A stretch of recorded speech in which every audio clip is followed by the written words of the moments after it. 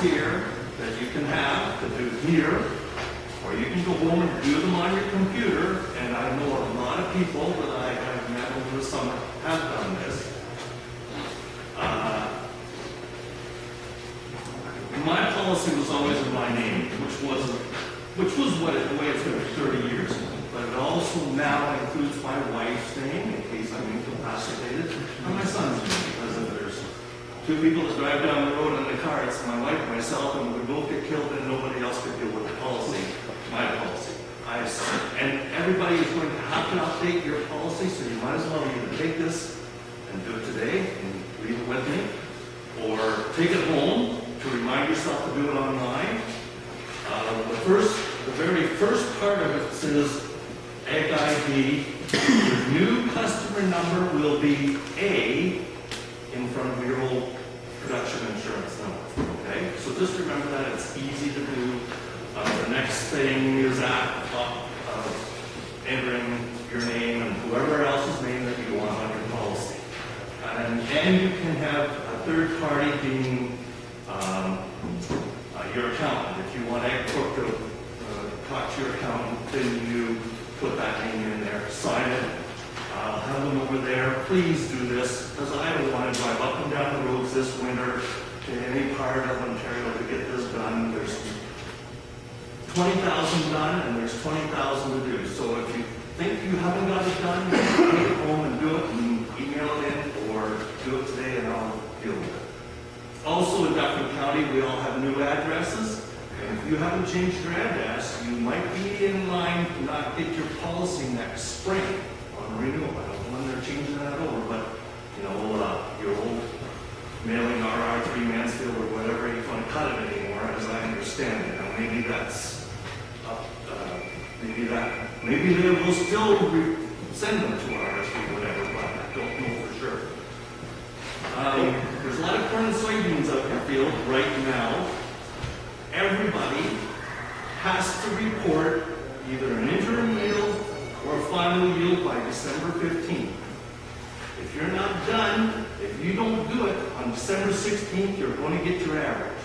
And there will be no claims paid on that. It's just your average is going in, and it's on your you've got the yield declaration report. They're being firm on this, guys, anymore. Like, they've sent out letters back in just after October saying, you didn't report your yield for your spring grain and your canola, and you're getting your AFY. I don't make these rules, they do, and they're enforcing them. When your average goes in, we don't get to change them, so don't miss the deadlines. If you're not done your corn, if you've not done your soybeans, I've got a sheet there, you can have it, or you can phone in, whatever. I say do it by the computer, because you've got a report record of writing into them, and you can take a sheet and scan it and send it in. But do it, don't miss it. December 16th isn't a good day.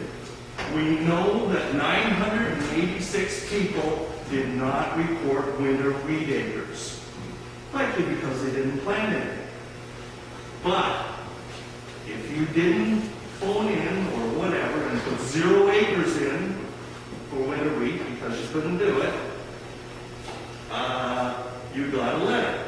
And that letter will say that your winter wheat insurance is canceled. Well, that's not good. You don't want that to happen, because then you won't get a renewal next spring or next fall for your winter wheat. And you will forget about it, and then you'll want to insure it, and you'll get it done. And you'll lose your discount. And you don't want to do that. If you have a 30% discount on your winter wheat, you want to keep that discount and keep on going. If you, and I don't think anybody has planted winter wheat after the 1st of November this year. I can't see it happening unless by an airplane. But anyways, we would look at every year, if people plant in November and want to insure it, we will look at it in the spring, like we always do, and see whether you want to insure it or not. But I doubt if there's any this year. Picking up this piece of paper, and it's all about USAD. It's called the USAB is unceded acreage benefit. Pass that down. Unceded acreage benefit this year, I had about well over 100 claims.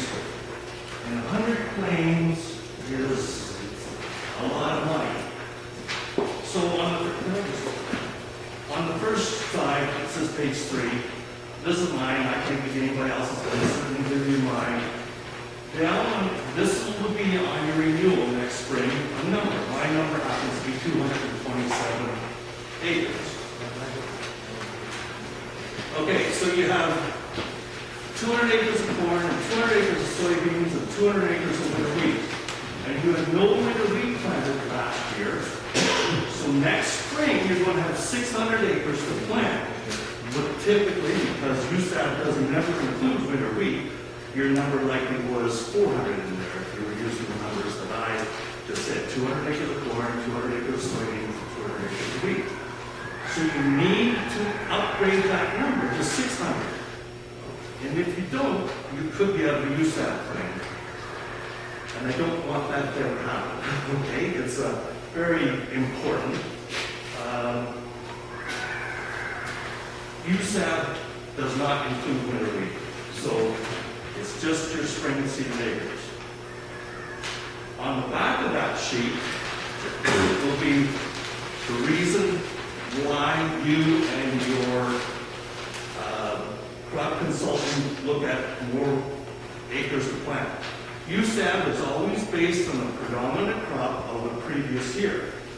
So if you planted a lot of corn this year, you're more corn than soybeans or more corn than anything else.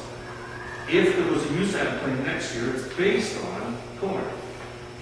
Now, when you look at the top of this sheet, I have 6 acres deductible. I put 7 acres down. I used an average yield of 125 bushel an acre, and on a float claim price of $6.30, which they picked up back in January, February, the price, the USAB benefit per acre was $255. Followed down on soybeans, the same 35 bushel average, just the number I picked out, but it's not a bad number. The payment was $145. And I have seen some where a guy had 1 more acre of spring grain, and he was getting $80 or $90 an acre compared to he had 98 acres of spring grain and 97 acres of corn. It's a big deal. Only in the years when there's USAB, but because USAB is based on the predominant crop of the previous year, if you can try and keep your corn higher, if you have if you have 500 acres of soybeans and 100 acres of corn, and you'll never change that, that's fine. But it's just a little, it's not a trick, it's just what it is. USAB is based on the predominant crop of the previous year. So make sure your USAB number is high enough next spring, and think about it on a long-term plan, year after year, whatever that might be.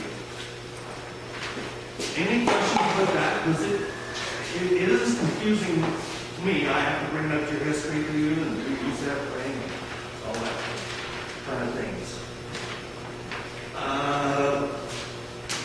Tomorrow night, being Friday, is the last day we can play claims for 2013. So if you know today that you want your soybean claim or your corn claim done and the payment made for this year, please talk to me. Okay, I don't care if you're John Good's customer, John Bell's customer, or my customer. If you want it done today or tomorrow, talk to me after the meeting. I've got 1 meeting for sure. I think I've got 2 to go to already. But my wife's not home tonight, and if you want money this year, talk to me. I'll phone John Bell. John Good is leaving for Australia on Sunday, and he won't be back for a month. So I'll be monitoring his to-do list, and anything that comes in next week, we will get it done, but we won't get it for mine. Anything that happens this week will be done and paid for this year. Next week, not so.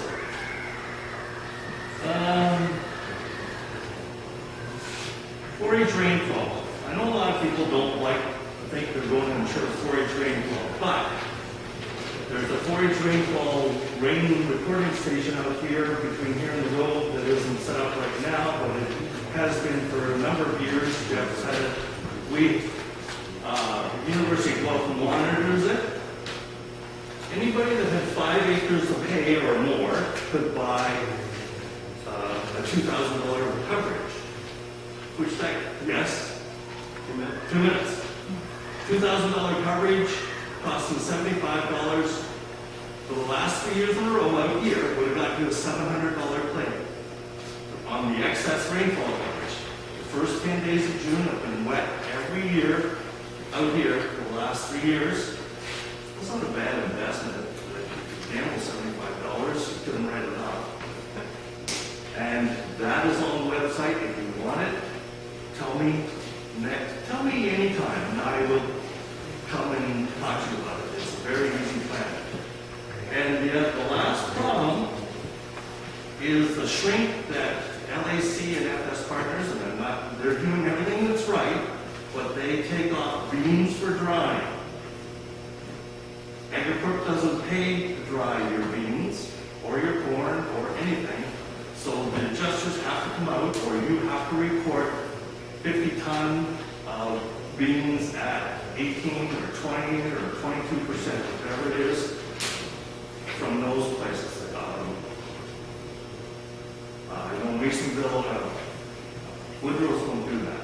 And I'm not picking that, but I just have to look at every individual customer that has a claim. Any questions? See me after if you want to. Please do this authorized custom signature. Your email address will get you into being able to do it. You will, instead of going online, you will sign in to Agricorp pretty soon and just do it interactively. Thank you.